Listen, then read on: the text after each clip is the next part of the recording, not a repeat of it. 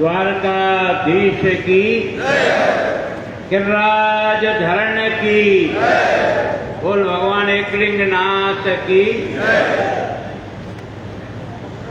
आज के इस कार्यक्रम में मंच पर उपस्थित हमारे अपने इस क्षेत्र के सांसद आदरणीय दिया कुमारी जी, हमारी संपूर्ण जिला के जिला प्रमुख बहन रत्नी जी, विधानसभा में मेरे लंबे समय तक साथी रहे भाई सुरेंद्र सिंह जी, बहन दीप्ति जी, ये आज मेरा भी सौभाग्य है कि यहाँ के नगर पालिका के चेयरमैन भाई अशोक जी इस कार्यक्रम में पधारे। मैं आपका बहुत बहुत धन्यवाद करता हूँ। महेश जी भाई साहब, जिनके पिताजी के साथ भी मुझे जेल में रहने का मौका मिला, परिवार से एक महान मूर्ति मेरी यहाँ बैठी है अर्जुन जी की, ये भी मेरे जेल के वरिष्ठ लोगों में से थे। मैं तो नौजवान बच्चा था उस समय। ये इतनी बड़ी उम्र के व्यक्ति भी आंदोलन करके जेल आए थे, इनको ले नहीं गए थे, मुझे तो पकड़ लिया था इसलिए जेल में गया। ये चल करके जेल में आया कि ये मुझसे 4 गुना ज़्यादा हिम्मत पर आया। यहाँ से जो बेच आया था वो आंदोलन करके आया था जेल में, इसको किसी ने बुलाया नहीं था। ये आज मेरा सौभाग्य कि ऐसी मूर्ति को भी मैं अपने सामने देख रहा हूँ। वास्तव में अभी उप जिला प्रमुख जी के बारे में वो नीचे ही बैठी है सोनी देवी। मैं सोचता हूँ कि भाई अशोक जी रांका, मान सिंह जी, इनको मैंने कहा कि मैं सुंदर जी के कार्यक्रम में आ रहा हूँ पिपलाश्री में, बेटी बचाओ बेटी पढ़ाओ पर्यावरण, बस इतनी बात भी से रुका नहीं, एक कार्यक्रम हम भी करना चाहते हैं। उन्होंने ये कार्यक्रम रखा। मैं ये जो सामने जो चेहरे देख रहा हूँ ना, गुलाब चंद को यहाँ महामहिम पे पहुँच गया और जिनके भरोसे पहुँचा वो सब नीचे बैठे। मेरा राजनीतिक जीवन आप सब लोगों के सहयोग से हुआ है। ये प्रताप सिंह जी भाई साहब बैठे हैं, पता नहीं मैं किस किस को नाम से नहीं जानता। हम सब लोगों ने इस यात्रा में भाग क्यों लिया? हमारे दिमाग में एक ही हमें बताया था, जीवन पुष्प चढ़ा चरणों में मांगे मातृभूमि से यह वर, तेरा वैभव अमर रहे माँ, हम दिन जा रहे न। इस मंशा से हमने इस यात्रा को प्रारंभ किया और मैं सोचता हूँ यहाँ जितने लोग बैठे हैं, हम पार्टी की बात बाद में करें, देश की बात पहले करें। हमारा कण कण और क्षण क्षण इस मातृभूमि के लिए कैसे समर्पित हो, इसके लिए लगे। मैं सोचता हूँ कि अब कर्नावट साहब की श्रीमती जी, डूंगर सिंह जी कर्नावट, मैं मतलब किन के साथ आपके साथ नहीं बैठा। यानी मैं सोचता हूँ जब 10 लोगों का जुलूस निकालते थे तब भी आप में से लोग हिम्मत के साथ नारा लगाते थे, लोग चिढ़ाते थे, क्या यार तुम इससे क्या हो रहा है? कुछ नहीं हो रहा है। अगर तुम्हारा मन ईमानदारी से देश की सेवा का है तो वो प्रभु तेरी आज नहीं कल जरूर मदद करेगा। अगर तेरे मन में पाप है तो फिर उसकी भुगतेगा। अगर तू वास्तव में देश के लिए काम करने निकला तो दुनिया की कोई ताकत तुझे नहीं रोक सकती, क्योंकि देश के जिन सपूतों ने देश के लिए अपना सब कुछ दे दिया, आज वो आपकी मेरी आंखों के सामने है कि नहीं? उन्होंने न तो कोई प्रधानमंत्री बने, कोई भगत सिंह को कौन नहीं जानता है। किसके कारण से जानते हैं? प्रताप को क्यों जानते हैं? प्रताप के पहले भी इस मेवाड़ के राजवंश ने अपनी धर्म और संस्कृति के लिए जितना बलिदान दिया है ना, दुनिया में कहीं उसकी तुलना नहीं हो सकती यार, इतना बलिदान दिया। पर ये एक ऐसा वीर था जिसने सारे कष्टों को स्वीकार करते हुए भी अपना सर, मेवाड़ का सर नहीं झुकाया। और अगर कोई एरिया है, दोस्तों मैं जिस आसाम में गया हूँ, वो आसाम ही उन आतताइयों का कभी गुलामी स्वीकार नहीं की, और मेवाड़ में मर गए लेकिन कभी गुलामी स्वीकार नहीं की। अगर भगवान एकनाथ को भी कोई शरण देने वाला है तो यही उदयपुर का राज परिवार है, जिसने कहा जब तक तलवार है और जब तक शरीर है तब तक भगवान को कोई हाथ भी नहीं लगा सकता। इतनी बहादुरी का काम। उस आग में कौन कूदेगा? उस आग में कूदता मेवाड़। मैं सोचता हूँ ये जो आप स्वागत कर रहे हो, ठीक है, मेरा पद क्योंकि आपने बड़ा बड़ा महामहिम बना दिया। ये महामहिम बनाने वाले नीचे बैठे और महामहिम ऊपर बैठे, इतना ही फर्क है, और क्या फर्क? आप में से कोई पैसे कम नहीं, ये भानु बैठता है। पता नहीं मेरे मोटरसाइकिल में जगदीश जी बैठते हैं, मेरी मोटरसाइकिल के पीछे बैठने वाला आदमी नहीं मिलता था, मुझे ढूंढ ढूंढ के ले जाना पड़ता था, यार आमेर तक जाना है, यार तू पीछे बैठ जाए। ये सारा कष्ट क्यों दे रहा? अपनी नेतागिरी के लिए नहीं, अपने को महामहिम बनाने के लिए नहीं। ये तो भाग्य तगड़ा था जो मुझे मिल गया। मेरे कई साथी हैं जो मुझसे भी ज्यादा काम किया, लेकिन उनके भाग्य में इस पद को प्राप्त करना नहीं था, वो नहीं कर पाए। लेकिन वो कोई समर्पण है मुझसे कमजोर है ऐसी बात नहीं है, वो मुझसे समर्पण में इससे भी ज्यादा। मैं सोचता हूँ कि इस सारे का सारा जो आज यहाँ जो अभिनंदन कर रहे हो, ये जो आपका प्यार है, आशीर्वाद है, ये मेरी ताकत है। ये मेरे को काम करने के लिए आप मेरे को आशीर्वाद दे रहे हो कि आपके कामों का सम्मान कर रहे हैं, गुलाब चंद जी के फोटो को नहीं कर रहे हैं। जो सम्मान होता है वो किसी फोटो और तस्वीर को नहीं होता है, उसके जीवन का समर्पण के और उसके कामों का होता है। मेरे समर्पण और स्वागत के साथ आपको करना है, तब तो कोई स्वागत का अर्थ निकलेगा यार। नहीं तो मेरे को 4 मालाएं ज्यादा पहनानी, 8 मेले पर ज्यादा पड़ेगी तो मैं ऊपर जाऊंगा तो कोई लंबा चौड़ा तो नहीं हो जाऊंगा। लेकिन जिस उद्देश्य के लिए हम लोगों ने यात्रा शुरू की है, वो उद्देश्य अपने आंखों के सामने कैसे पूरा हो। और राजनीति में जो सबसे बड़ी आवश्यकता देश का बच्चा महसूस करता है, वो शुचिता को पसंद करता है। हमारे देश में शुचिता का अभाव आपको भी अखरता है, मुझे भी अखरता है। अगर हम राजनीति में शुचिता नहीं रख पाए तो हम अपने देश की सेवा नहीं कर पाए। मैं सोचता हूँ इस बारे में आपको सबको जो भी, क्योंकि भगवान की कृपा से यार इस देश में लोकतंत्र मिला है, इससे बढ़िया और क्या शासन हो सकता है। आप चाहो जिससे तो चुनो और चाहे जिसको सारा वोट की पेटी में मार दो, ये जनता के हाथ में है। चुनना भी तुम्हारे हाथ में और मारना भी तुम्हारे हाथ में, मेरी हत्यारे पैदा क्यों होते हैं यार? इसका दोष किसका है? इस देश के बारे में हम अपनी जनता को इस बारे में किसी के पक्ष में नहीं, किसी की गुलामी के लिए नहीं, किसी के ताबूत तोड़ने वाले नौकर नहीं है, कि हम कोई घोड़े नहीं है जो कंधे में बिठा करके उनको घुमाने वाले नौकर नहीं है। हम माँ भारती से प्यार करते हैं और माँ भारती का वो अतीत फिर से लाने का प्रयत्न करते हैं, जिसके कारण से दुनिया में जानी जाती है। हमने किसी को तलवार के बूते में भारत नहीं जनाया, हमने अपने ज्ञान और अपने विज्ञान के आधार पर दुनिया को मानवता का संदेश दिया। दोस्तों, यही संस्कृति है जो जियो जीने की बात कहती है, दुनिया का कोई देश नहीं कहता है। हमने चंद्रयान पर विजय प्राप्त कर ली, तीसरा चंद्रयान हमारा सफलतापूर्वक पहुंच गया, लेकिन देश का प्रधानमंत्री क्या करता है? ये मानवता की सेवा के लिए हमारी सफलता का चरण है, मानवता की सेवा के लिए है। ये केवल और केवल तुकमे देने के लिए नहीं है। और मानवता की सेवा के लिए कहा, उन्होंने नहीं कहा कि भारत की सेवा के लिए हमने बहुत बड़ी प्रसिद्धि प्राप्त की। इसका मतलब एक एक वाक्य को समझने का प्रयास करो यार।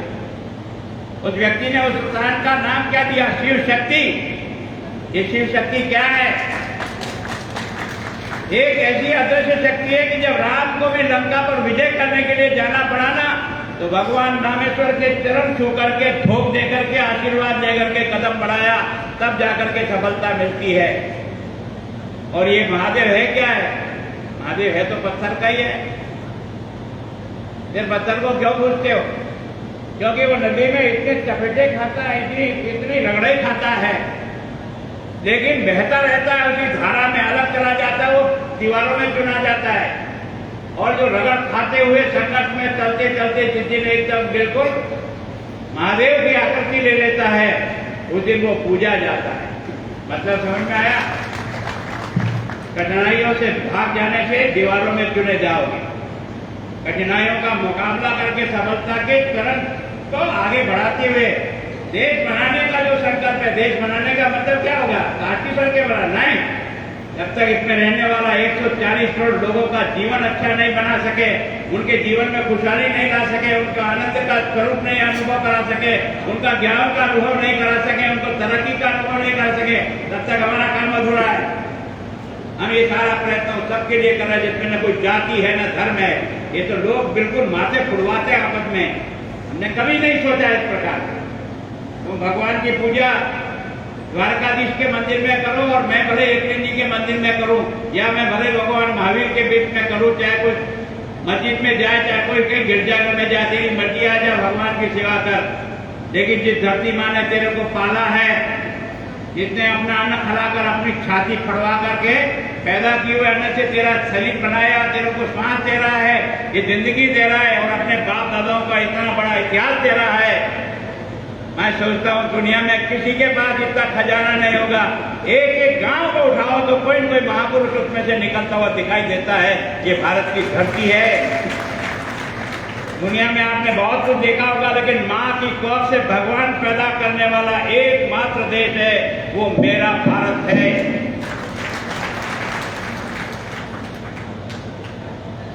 कौन जानता था यार कौशल्या के पेट से पैदा होने वाला भगवान राम बनेगा?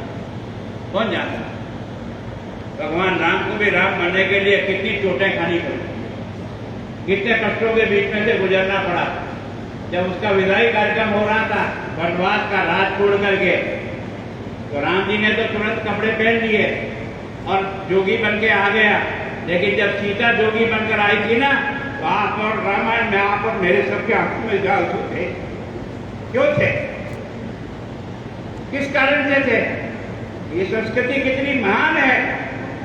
अगर पति के साथ सुख है तो भी उसके साथ है, और कष्ट है तो भी उसके साथ है, क्योंकि वो उसकी अर्धांगिनी। एक एक कदम आपको सिखाता है, एक एक घटना आपको सिखाती है। अब इस घटना में से क्या लेने की आपकी मंशा है, तो देखो। मैं सोचता हूँ कि बहुत प्यार से आज आपने मुझे अशोक जी ने और जिला अध्यक्ष जी ने कहा भाई साहब कोई ऐसा कार्यक्रम रखा जाते। मेरी कोई रुचि नहीं है जाना, मैं सच कह रहा हूँ, नाटकबाजी नहीं कर रहा। तो कोई रुचि नहीं है। मेरे को 4 पहना दो, 8 उड़ा दो, क्या फायदा? मैं क्या करूंगा, क्या करता हूं, ये आप ले जाओ। मैं सोचता हूं कि हरिओम सिंह की बहुत कम उम्र में चले गए, लेकिन वो मुझसे 4 कदम आगे थे। ये आज सार्वजनिक घोषणा कर सकता हूं। उस जीवन का और उस व्यक्ति का आदर्श कभी अगर गुलाबचंद कटारिया ने भी कोई बात ठीक नहीं कही तो मेरे को भी ठीक किया। भाई साहब ये अपना सोच नहीं, भाई साहब ये अपना सोच नहीं। अब पता नहीं ईश्वर की क्या इच्छा थी। ऐसे व्यक्ति जिन्होंने वास्तव में इस राजनीति को जिस रास्ते पर लाने का प्रयत्न किया, हम सब प्रयत्न कर रहे हैं, लेकिन अभी तक ये ठीक रास्ते पर नहीं। अभी अशोक जी मुझसे नाराज नहीं हो।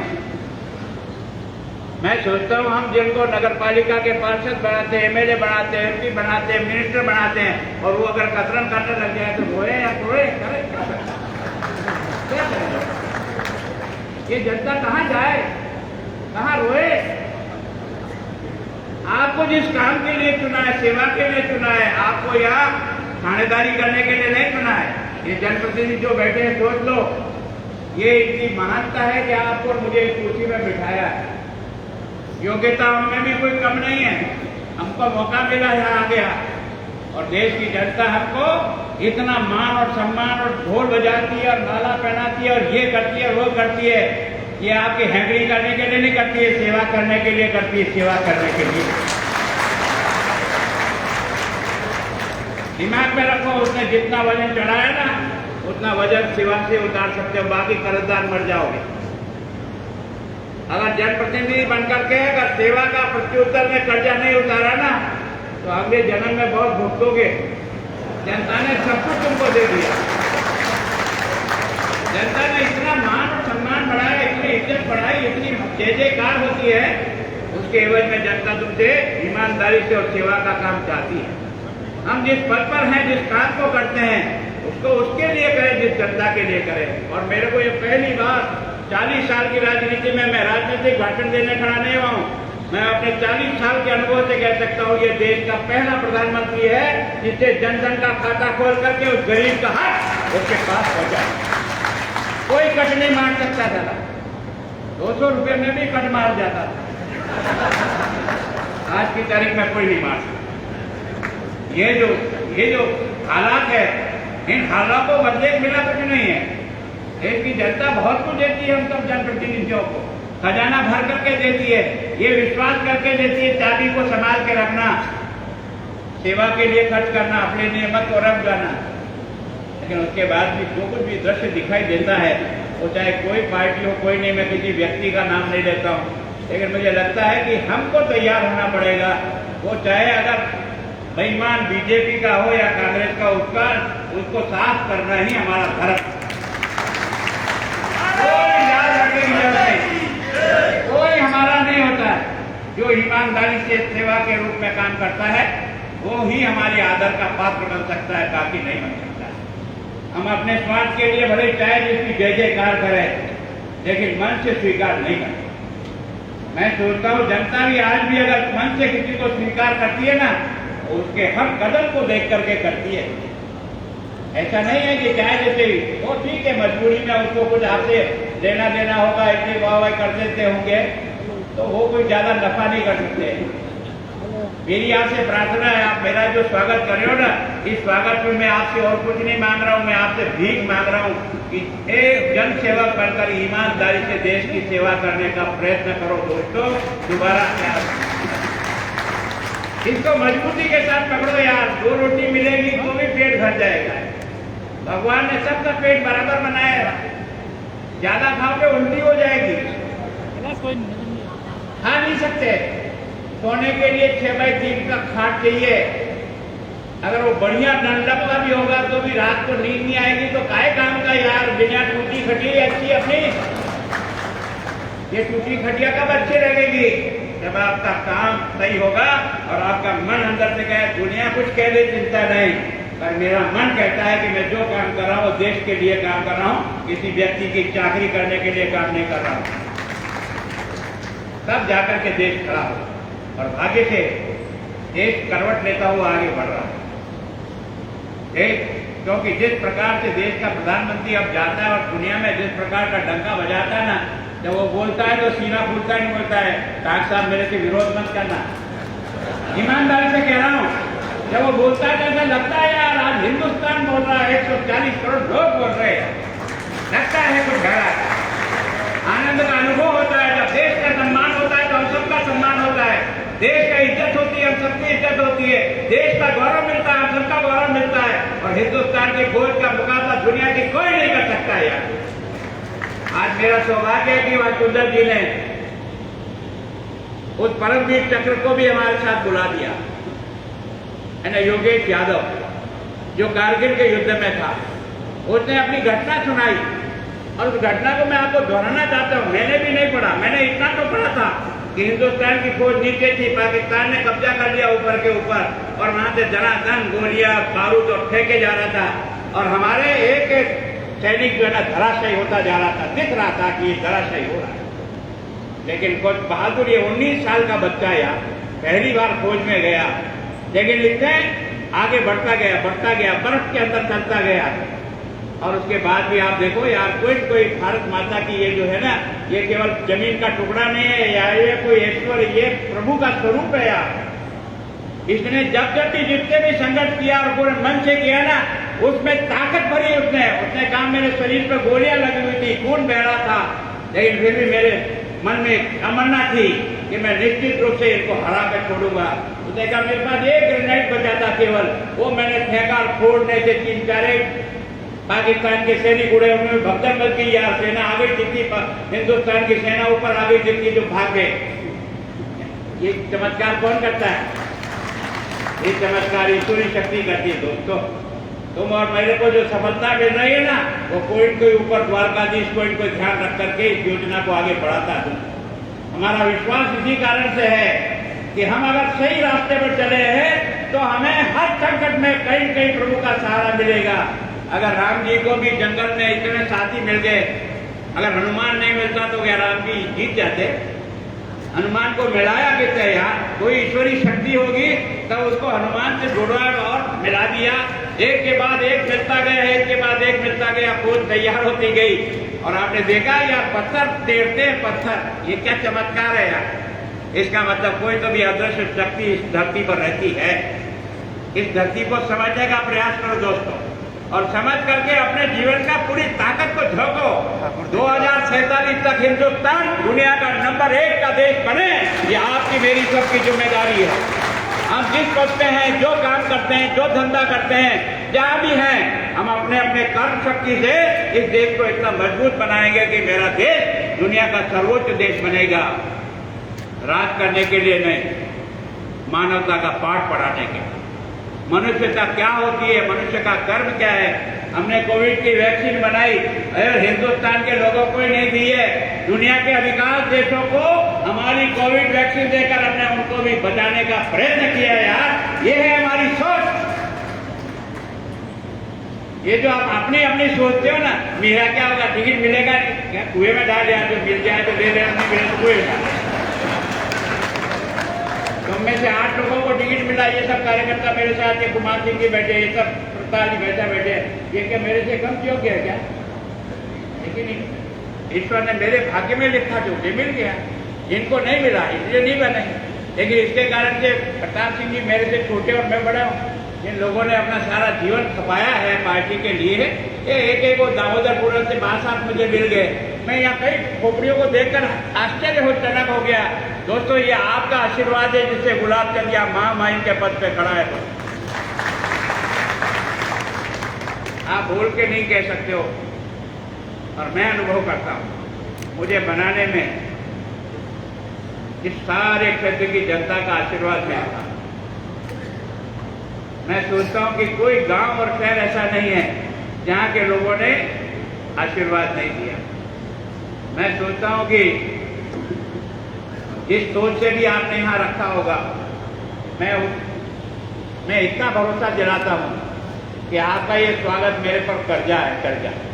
मैं इसको पाइप से आपकी सेवा करके चुकाने का प्रयत्न करूँ। और कभी आपको ये सुनने का मौका नहीं मिलेगा, मैं चाहे आसाम हूँ चाहे कहीं भी हूँ, कि मैं मेवाड़ की धरती पर पैदा हुआ बच्चा किसी भी प्रकार का कोई काला धब्बा लेकर के नहीं आएगा। स्वाभिमान से सीना तान के खड़े रहो कि हमने जिस बच्चे को पाल पोस करके बड़ा किया, संस्कारित करके बड़ा किया, वो मेवाड़ का गौरव और मान और सम्मान बढ़ाएगा। घटाने का सवाल ही पैदा नहीं हो सकता है। इस प्रकार का आशीर्वाद दो जिससे अच्छा काम कर सके। ये तो आपका बड़प्पन है कि आपने सबने पधार किया। अब यहाँ भी मेरे को कहा क्या करें पहले, मैंने कहा यार स्वागत तो होता रहेगा यार, स्वागत में क्या है, स्वागत से कुछ फर्क नहीं पड़ेगा। मैं सबके लिए तैयार हूँ यहाँ, पर मैं दिया कुमारी जी से विशेष कहता हूँ, कल राखी का त्यौहार है और आपको भी अपना, सवेरे भी आप दिलपुर से चल के आए, अभी बड़े चले जाओ, कम से कम अपने परिवार के साथ भी राखी का त्यौहार मना। मैं सोचता हूँ कि हम अपने कर्तव्य का पालन फील्ड में भी करते हैं तो परिवार के साथ भी करते हैं। ये हमारा दायित्व भी है जिसको हम निभाने का प्रयास करते हैं। तो मैं सोचता हूँ आप सबका धन्यवाद करता हूँ और आप सबसे और द्वारकाधीश से आशीर्वाद चाहता हूँ कि मैं मेवाड़ का, राजसमंद का, देलवाड़ा का रहने वाला आप सबसे आशीर्वाद चाहता हूँ कि मैं अच्छा काम करूँ। मेवाड़ का नाम आसाम में भी सब लोग बड़े मान और सम्मान के साथ ले, और आपको और मुझे भी इसमें एक तरह से संतोष मिले कि जिन कार्यकर्ताओं के बीच में मैं रह करके पला बड़ा हुआ, यहाँ तक यात्रा कर पाया हूँ, उन सब कार्यकर्ताओं का ये जो मुझ पर भरोसा है, ये प्रभु तुम कायम रखना, और इनके और मेरे बीच में किसी प्रकार का कोई भेदभाव नजर न आए, किसी प्रकार का छोटे बड़ेपन का भाव नहीं पैदा हो। समय की सीमाएं हो सकती है, पहले मैं आधे घंटे आपके बीच में रह सकता था, अब शायद उसका समय तो नहीं रह सकता हूँ, पर मन से मैं आज भी आपके उतने ही नज़दीक हूँ जितना नज़दीक पहले था। धन्यवाद। भारत माता की